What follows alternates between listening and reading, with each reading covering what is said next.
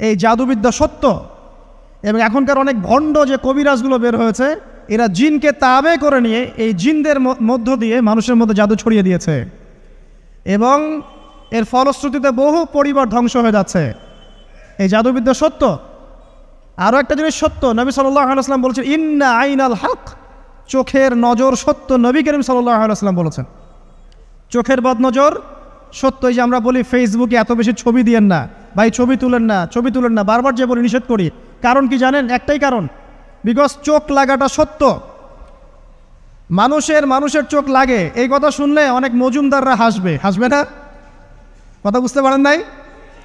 কিন্তু এটা সত্য, কারণ নবী করিম সাল্লাল্লাহু আলাইহি ওয়াসাল্লাম যা বলেছেন সাদাকাল্লাহু ওয়া সাদাকা রাসূলুহুল কারীম, নবী যা বলেছেন, আল্লাহ যা বলেছেন চিরায়ত সত্য, এর বাইরে কোনো সত্য আছে? আচ্ছা দেখেন, আমি বললাম যে জাদুবিদ্যা সত্য।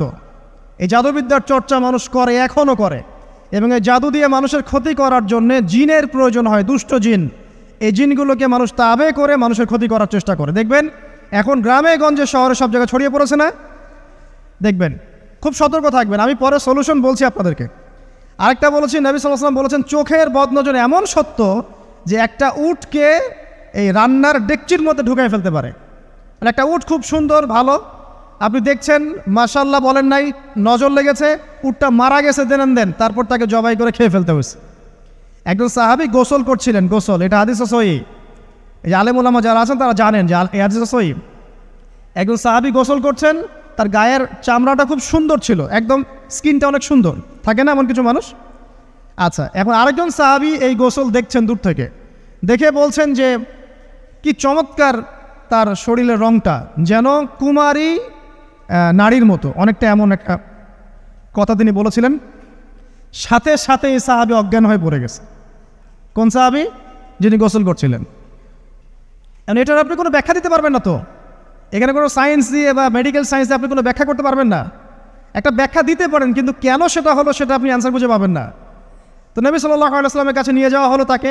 তিনি বললেন যে এই ব্যক্তির ব্যাপারে কি কেউ ভালো মন্দ কিছু বলেছিল? তখন একজন সাহাবী বললেন হ্যাঁ, অমুকে বলেছে এর স্কিনটা অনেক সুন্দর, তো ওকে ডেকে নিয়ে আসুন। ওকে ডেকে আনা হলো। ডেকে আনার পর নবীজি তাকে অনেক শাসালেন, তোমরা তোমাদের ভাইদেরকে কি মেরে ফেলতে চাও? তখন এই সাহাবী তো অবাক, আমি আবার কখন মারতে চাইলাম ইয়া রাসূলুল্লাহ? আমি তো মারতে চাই নাই, আমি তো খালি বলেছি যে তার গায়ের রংটা অনেক সুন্দর। তখন তিনি বললেন কেন তুমি সুবহানাল্লাহ বললে না, কেন তুমি মাশাআল্লাহ বললে না? যখন মাশাআল্লাহ বলবেন, সুবহানাল্লাহ বলবেন, নজরটা লাগবে না। আর যখন আপনি মাশাআল্লাহ বলবেন না, সুবহানাল্লাহ বলবেন না, দেখবেন নজর লেগে গেছে। আপনি বিশ্বাস করেন ব্যবসা খুব ভালো চলছে, মানুষ বলল যে বাহ তোর তো ব্যবসা হেভি, লালে লাল শাহজালাল, ঠিক আছে, দেখবেন আপনার কেনা বেচা বন্ধ হয়ে গেছে। এরকম হবে, আমার কথাটা বিশ্বাস করেন। এটা কিন্তু সায়েন্স প্রমাণ করতে পারবেন না, আল্লাহ এবং তার রাসূল বলেছেন, তার উপরে কোনো সত্য নেই। আছে সূরা কাহফ 29 নম্বর আয়াত পড়ে দেখেন, আল্লাহ পাক বলছেন ওয়াকুলিল হাক্কু মির রাব্বিকুম, সত্য সেটাই যা তোমার রবের পক্ষ থেকে আসে। ফামান শাআ ফালইউমিন, যার ইচ্ছা হয় বিশ্বাস করুক, ওয়ামান শাআ ফালইয়াকফুর, যার ইচ্ছা হয় সে অস্বীকার করুক। এই কারণে আমরা বলি ফেসবুকে এত বেশি ছবি দেওয়া, এই আই ওয়াশ করা, এই যে শোডাউন করা, হ্যাঁ ইসলামের কিছু কাজ করলেন একদম মানুষকে না দেখাইতে পারলে ঘুম হচ্ছে না, এগুলো বন্ধ করেন, এগুলো বন্ধ করে দেন আল্লাহর ওয়াস্তে। অফলাইনে কাজ করেন, নিজেকে গোপন করার চেষ্টা করেন। যত বেশি মানুষের কাছে নিজেকে এক্সপোজ করবেন, কাজের বরকত কমে যাবে, কাজের বরকত কমে যাবে, চোখ লাগবে, নজর লাগবে। এবং চোখ লাগা বদ নজরে বহু আলেম আস্তে আস্তে মাঠ থেকে মাইনাস হয়ে গেছে না? যায় নাই? এখন কি আলেমদের সংখ্যা বেশি না কম? যত দিন যাবে আলেমের সংখ্যা আরও কমে যাবে। নবীজি বলেছেন আলেমদের সংখ্যা কমতে থাকবে, মানুষ জাহেলদেরকে আলেম বানিয়ে নেবে। তো প্রিয় ভাইরা, জাদুবিদ্যা সত্য, চোখের বদনজর সত্য, রাতের এই অনিষ্টগুলো সত্য, রাতের বেলা অনেক ক্ষতি আছে। এই জন্য নবীজি বলছেন বাচ্চাদেরকে বাইরে বের করো না, এবং তোমরাও রাত যখন গভীর হবে তখন এদিক ওদিক ঘোরাফেরা করো না। দেখবেন রাত যত গভীর হয় আমাদের শহরগুলো তত জীবিত হয়, তাই না? তাই না? রাত যত গভীর হচ্ছে শহর তত জীবিত হয়। চায়ের দোকানে আড্ডা বেশি, ওই সিনেমা দেখছে, টিভি দেখছে, ক্যারাম খেলছে, লুডো খেলছে, ঘুম নাই। ঘুম কখন? ফজরের আগে আগে। ফজরের নামাজ কিন্তু নাই, ফজরের ঠিক আগে আগে, আবার ওই যে জোহরের নামাজের সঙ্গে উঠতেছে। এখন আমাকে বলেন এরকম জেনারেশনকে দিয়ে কি আসলে ইসলামের কোনো খেদমত হবে? আচ্ছা, নবীজি রাতের বেলা আর্লি ঘুমাতেন, আল্লাহ পাক আমাদের সবাইকে তাড়াতাড়ি ঘুমানোর তৌফিক দান করুন।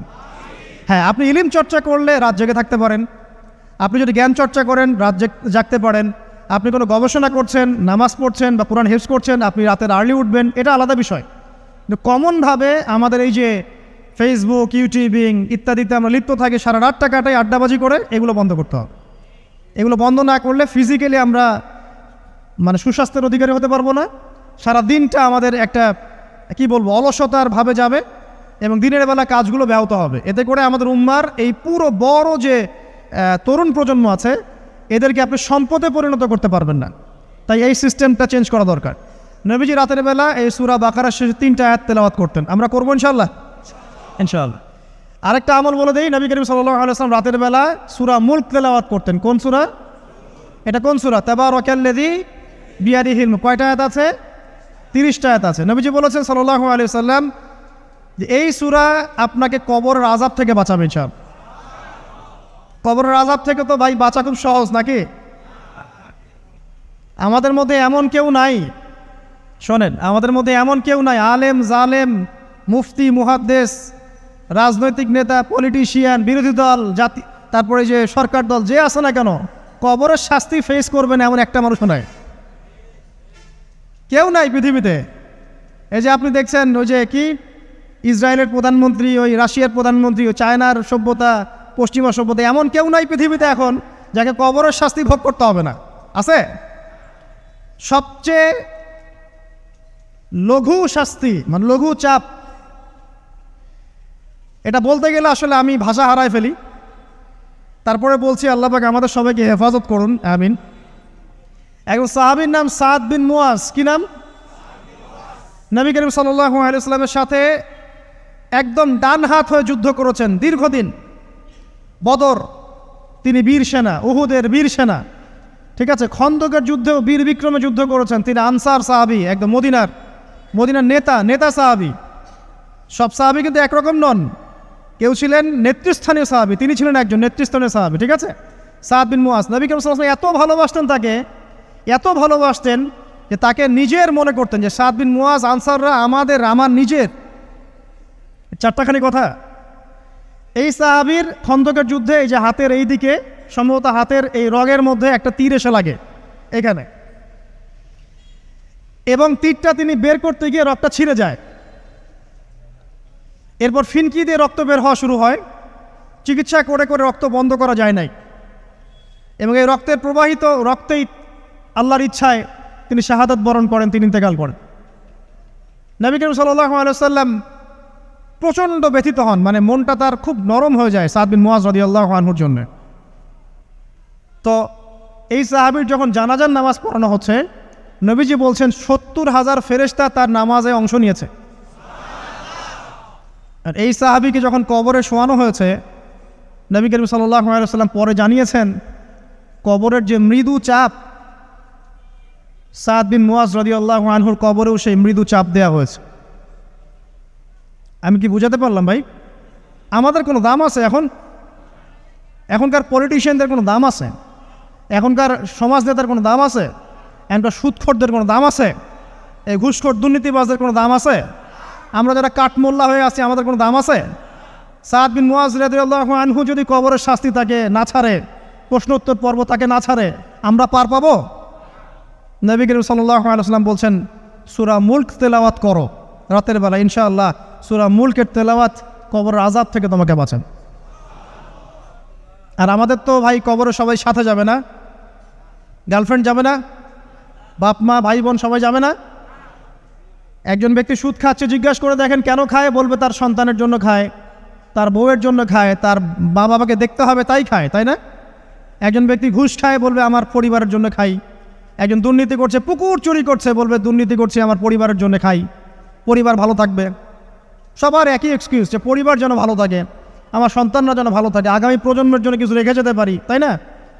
এরকম একটা মানুষও কি আপনার সাথে কবরে যাবে? আর এই বোকা মানুষ কেন বোঝে না যে আপনার কবরে আপনাকেই যেতে হবে? তাহলে আপনি কি কারণে অন্যের কারণে নিজের পরকাল নষ্ট করছেন? অন্যের সুখের জন্য আপনি আপনার পরকাল নষ্ট করছেন। সুদ খাচ্ছেন, দিব্যি মায়ের সাথে জেনা করছেন। আপনাদের এলাকায় নাকি সুদের সমস্যা অনেক বেশি। কয়েকটা হাদিস বলে দেই, আমি ওদেরকে আক্রমণ করতে আসি নাই, আমি শুধু তাদেরকে 3টে হাদিস শোনাতে এসেছি। 1 নম্বর হাদিস শোনেন। আল্লাহর নবী মুহাম্মদ সাল্লাল্লাহু আলাইহি ওয়াসাল্লাম বলেছেন, সুদের পাপের 73টা শাখা আছে। কয়টা? কোনো হাদিসে 70টাও আছে, কোনো হাদিসে 73টা আছে। বলছেন যে সবচেয়ে নিচের শাখাটা হচ্ছে, সুদের পাপের সবচেয়ে নিচের শাখা হচ্ছে যে যেন কোনো ব্যক্তি তার মাকে রেপ করলো, তার মাকে ধর্ষণ করলো। 1 দিরহাম যে ব্যক্তি সুদ খায়, সহিহ বুখারীতে আরেকটা হাদিস এসেছে, সে যেন 36টা মেয়েকে ধর্ষণ করল। আর আমি একটা কথা বানায় বলছি না, যদি বিশ্বাস না হয় কওমি মাদ্রাসা আছে, আলেম ওলামা আছে, গিয়ে বুখারী খুলতে বলেন, পড়তে বলেন, খালি একবার পড়তে বলেন, দেখেন যদি না থাকে তাহলে আমাকে এর সাথে থাপ্পড় দিয়ে যায়। যদি না থাকে হাদিস এটা, তাহলে আমার গালে একটা থাপ্পড় দিয়ে যায়। আর যদি থাকে তাহলে আল্লাহর রাস্তায় সুদ খাওয়া ছেড়ে দেন। কোনটা করবেন? চ্যালেঞ্জ করবেন? নবীজি বলেছেন, 1টা দিরহাম যে ব্যক্তি সুদ খায়, দিরহাম মানে কি? রৌপ্য মুদ্রা। এটা এখন দেখতে পারবেন না, জাদুঘরে আছে।